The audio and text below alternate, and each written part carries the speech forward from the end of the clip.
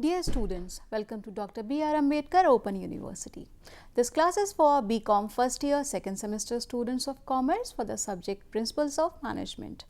Block 2 Delegation and Centralization. We have a topic Delegation of Authority. In today's class, we will understand the process and importance of delegation of authority.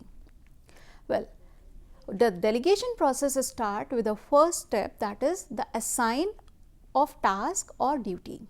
The second step is authorize, that is to give authority. The third step is support, that is provide resources and the guidance for completion of the task. Then comes perform, that is to do the assigned work or the task. And the last step is evaluate, that is to review and provide feedback of the system. So this is the delegation process. Let's understand the process one by one. So the first step is identification of task. Well, the manager decide what work can be passed on instead of doing everything personally. So usually it includes the routine task. So that is the daily reports, the documentation, as well as the specialized task, that is the technical or the skill based work. Then tasks should be assigned based on the ability as well as competence of the employee.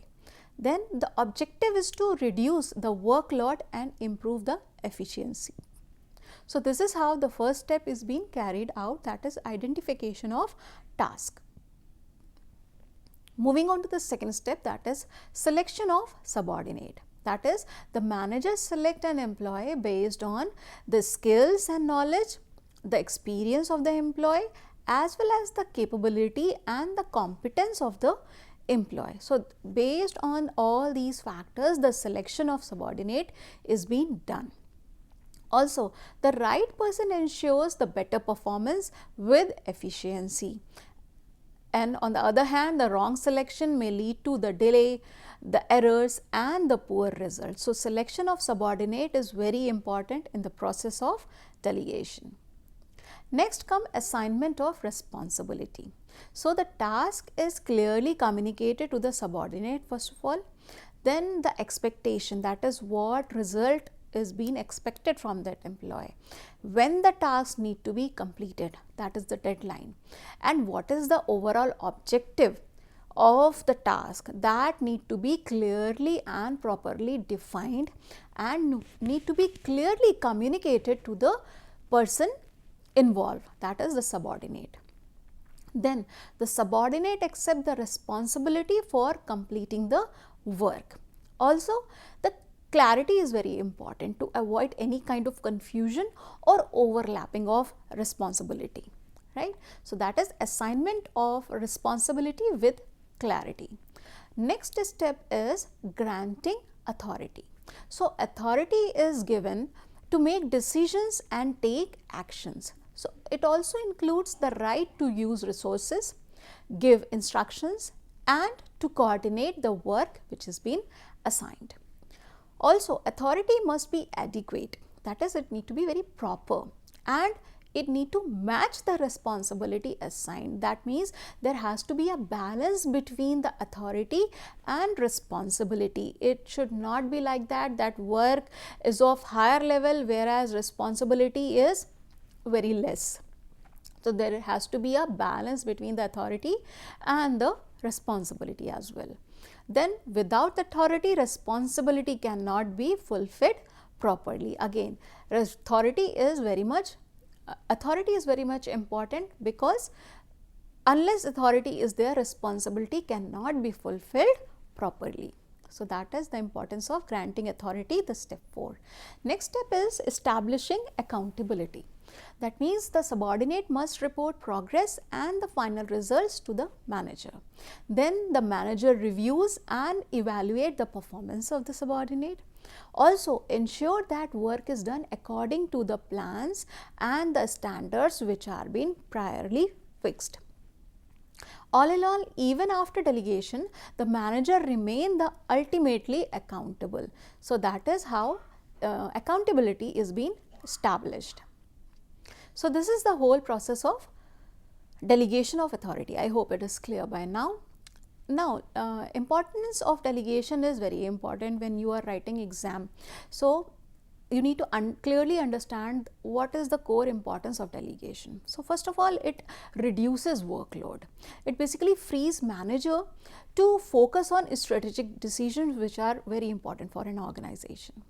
Then it boosts efficiency, that is, work gets done faster and more effectively.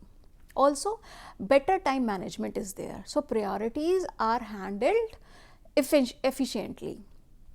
Then it helps in skill development, that is, it builds employee capability as well as leadership. Then it encourages motivation, that is, employee feel trusted as well as valued. And the process of delegation, the decision making thing becomes very fast. So, faster decisions are being done. So, it empowers employees to act quickly. Also, it improves teamwork. So, it enhances coordination as well as collaboration. Organization growth is there, that is, it drives overall performance and success. So, the core line of delegation is, I would say, delegation turns manager into leaders and employees into future leaders. So, that is the importance of delegation. There are other additional benefits of delegation as well. The first benefit is it improves communication, that is, it encourages regular interaction and feedback, as well as it reduces work pressure, that is, it prevents burnout for managers as well as teams. Then better utilization of talent is there, that is, it uses employee strength effectively.